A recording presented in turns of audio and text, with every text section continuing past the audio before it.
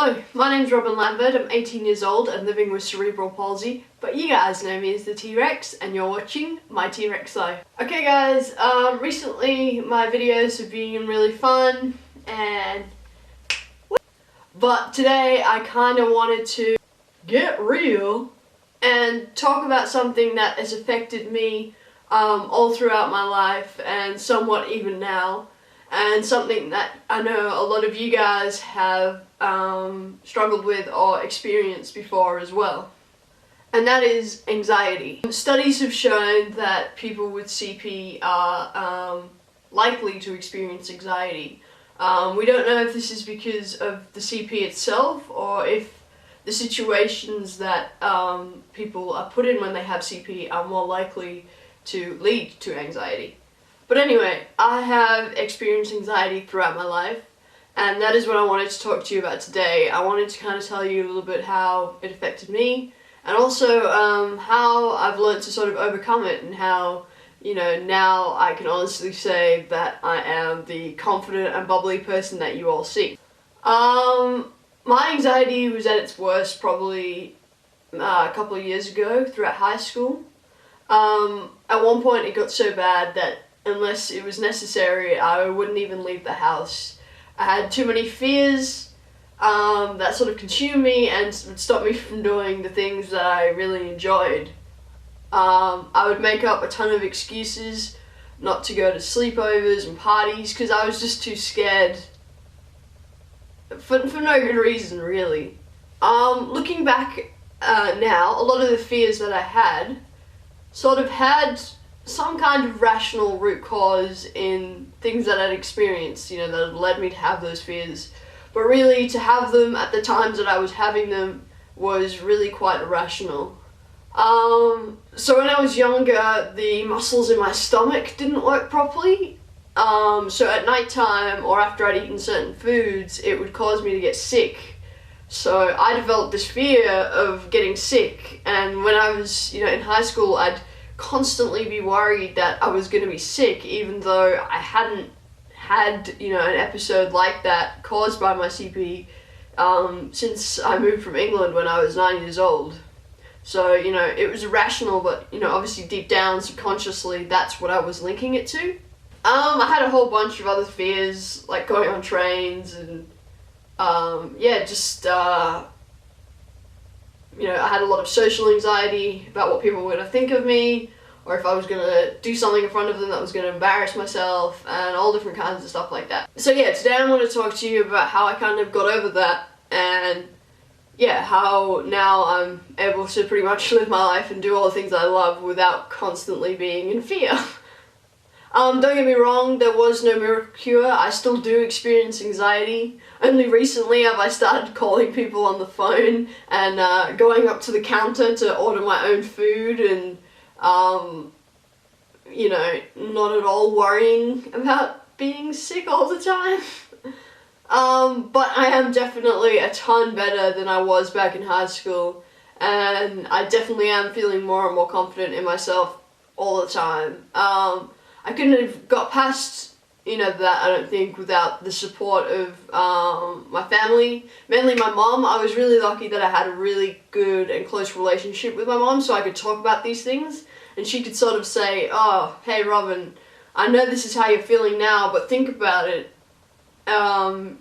You know, is it really sensible that you're feeling this way? You know, if you just take a moment and relax, do you think you could just get over it and we can, you know, enjoy the rest of all the awesome things that we've got planned? And, you know, as simple as that sounds, it did help. I was able to think, oh, you know, this is what I'm getting anxious over. No, it doesn't make any sense. Okay, I should relax, you know? So anyway, yeah, that helped me definitely. Yeah, so obviously that was one of the biggest things for me. It was sort of figuring out what made me anxious.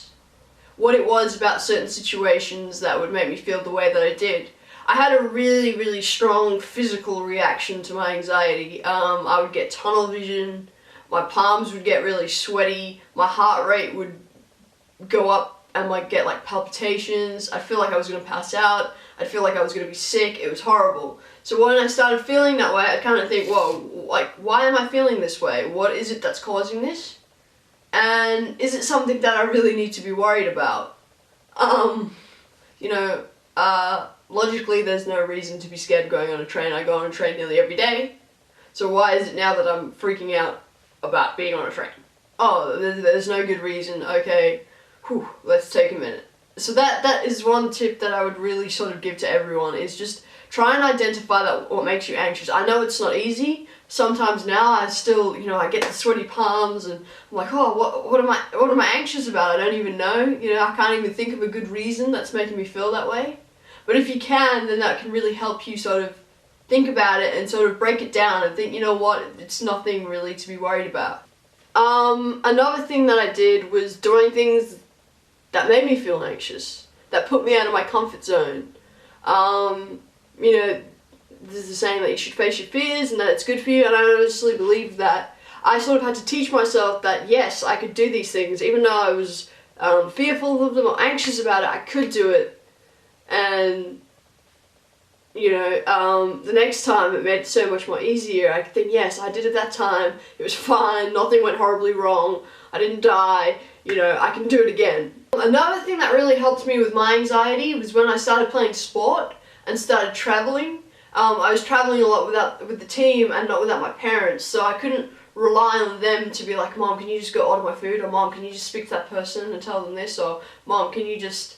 I couldn't do that, and especially because I was playing rugby, which is like, you know, a big, like, aggressive men's sport. I didn't exactly want to ask my teammates, like, oh, can you order my food? Because I'm too nervous to do it. Like, you know, people expect you to be this, you know, big, tough, confident person, so I had to make myself that way. And, you know, obviously the first time I went away, I was so scared, you know, I thought the world was going to end. But like once I did it and I had such a great time with all of my mates and playing sport and really positive experience, I was like, wow, look at all the stuff that I just did and I didn't have a single problem. If I can do that away with a bunch of boys, you know, completely by myself, I can do it again in most situations. So yeah, that's another tip I would give you, is try and be independent.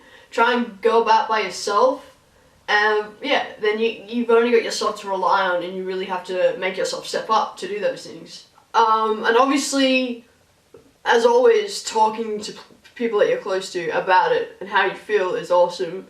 I was really lucky that I had a friend who also had really bad anxiety and would freak out over crazy stuff and, you know, didn't like talking to strangers or ordering the food, and I could be like, wow, you feel that way too? Yeah, me too. Like, why do you think that is? And, you know, or we could be like, alright, you know, go order your food, I got your back, like, you're gonna be fine. So, yeah, that really helps if you can find someone that's been through the same situation, and, you know, or you can talk about the things that you think might be the roots of your fears. You know, you can say, oh, well, you know, I used to be like this, but I'm not like that anymore, so, you know what, I think, you know, it's time I can move on. And as well, you know, there's a heap of really useful resources online. There's a lot of reading material on anxiety. You could be there for years and years. So yeah, do some research. Find out other techniques that might help you. You know, whether it's, you know, art, making things, you know, whatever. There's going to be something that you can do to take your mind off your anxiety, or you can do to sort of help you come through your anxiety. I've always had this persona of being really confident and bubbly. I think, you know, having a disability and knowing that people are going to have certain perceptions of me, you know, I've kind of always compensated for that. You know, I've always tried to have a really big personality, really bubbly and energetic, you know, personality. And I think that's something that my parents wanted me to have as well. They wanted me to be confident, and, you know, knowing I had a disability, they want me to have that edge by being, like, yeah, confident and well-spoken and funky and all that kind of stuff. So, you know, if all else fails, fake it till you make it. A lot of people would never have known how bad my anxiety was when it was at its worst. Not even my closest friends, and probably not even some of my family. Because I always just cared too much about what people thought of me to let people see it, I guess. I am vain that way. But I just, you know, sort of acted like I had this confident personality, and eventually, you know, it came naturally to me. So yeah, guys, let me know down in the comments down below if you've suffered anxiety and how you've dealt with it and things that help you, any great advice you've ever been given, and remember to stay shiny, guys, because I love you.